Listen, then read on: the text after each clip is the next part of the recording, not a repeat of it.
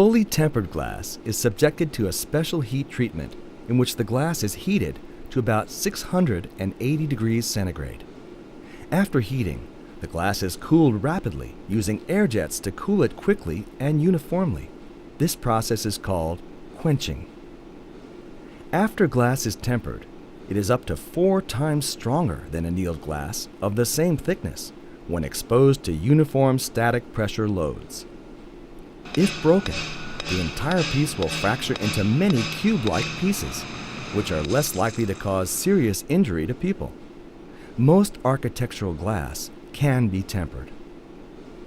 Once annealed glass has been fully tempered, it is not possible to alter the appearance of the piece. For instance, holes, polished edges, and notches must all be completed before the glass is tempered. If any additional processing is attempted after tempering, the piece will shatter. The tempering process does not affect the color, clarity, chemical composition, or light transmission of the glass.